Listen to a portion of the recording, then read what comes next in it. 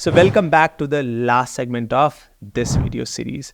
सो इसमें हम देखने वाले हैं कि कैसे हम दो म्यूचुअल फंड को कंपेयर कर सकते हैं। मैं फिर से बताता हूँ, बहुत पावरफुल टूल नहीं है वो, ओके है बट काम करता है। जैसे यहाँ पे अभी हमने बात किया रोलिंग रिटर्न का पिछले सेगमेंट में, Nippon and SBI and quant. Let's say आपको ये तीनों को आमने सामने कंपेयर करना है तो आप ग्रो नाम की वेबसाइट पे जा सकते हैं। म्यूचुअल फंड कंपेयर ऐसा गूगल पे लिखिए, आपको सामने ही आ जाएगा। तो ये ग्रो की वेबसाइट पे कंपैरिजन के लिए बनाया गया। Let's say SBI small cap fund, then एक और कौन सा था, निपॉन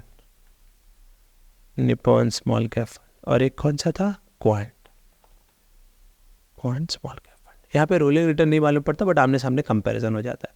तो आप यहाँ पे रिटर्न वाइज देख सकते हो, लास्ट 5 साल में एसबीआई ने 30% की कंपाउंडिंग दी है, निपॉन ने 38 एंड क्वांट ने 49% कंपाउंडिंग दी है 5 साल से। बट ये 5 साल का ही डेटा दिखाता है, ये बहुत गड़बड़ है। सिर्फ 5 साल का ही डेटा दिखाता है। तो इसमें देख करके लगेगा कि क्वांट बहुत अच्छा है, जबकि एक्चुअली में रोलिंग रिटर्न वाइज देखोगे तो एसबीआई फार बेटर है। ठीक है, तो इसके ट्रैप में आना नहीं, इसलिए मैंने बोला था कि टूल ऐसा नहीं, बहुत मैजिकल है। आप सबसे पहले rolling return and long term का डेटा देख करके, और फिर अगर आपको यहाँ पे शॉर्ट टर्म में कुछ देखना है तो देख सकते हो। नाउ रिस्क ऑफकोर्स दोनों में वेरी हाई है, किस में कितना मिनिमम एसआईपी अमाउंट है, क्या एक्सपेंस रेशियो है, ये डायरेक्ट वाला बताता है। एंड देन फंड ये कब चालू हुआ, यहाँ पे ये बताते हैं। बाय द वे फंड बहुत पुराने होते हैं बट ये काफ़ी कुछ डायरेक्ट फंड चालू हुए हैं, तो ये डायरेक्ट वाला डेट बता रहा है। फंड का साइज़ क्या है, रिटर्न्स 1 ईयर 2 ईयर तो फ़ायदा नहीं है।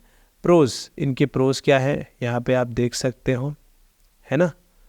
एंड इनके कॉन्स क्या है वो भी आप देख सकते हो। अब इसमें देखो कंपेयर करके ऐसा लग रहा है कि भाई Nippon and quant he best है, जबकि मेरा ऐसा मानना है कि वो उतने बेस्ट नहीं है। रोलिंग रिटर्न वाइज वो ज़रा अच्छा परफॉर्म नहीं करते हैं, बहुत फ्लक्चुएटिंग फंड है वो।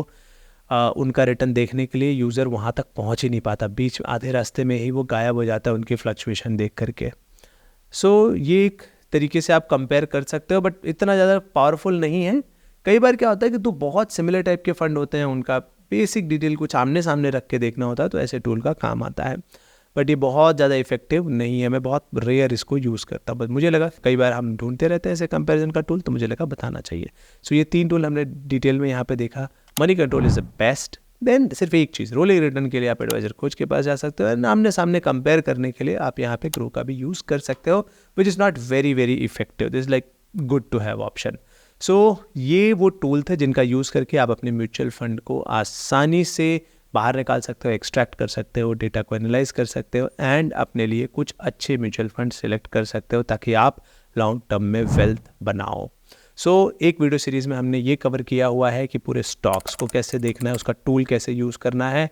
इस वीडियो सीरीज़ में हमने कवर किया कि म्यूचुअल फंड के लिए टूल कैसे यूज़ करना हुआ है।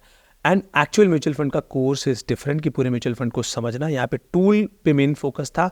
एंड बिल्कुल वैसे ही एक्चुअल स्टॉक मार्केट का कोर्स इज़ कम्प्लीटली डिफरेंट।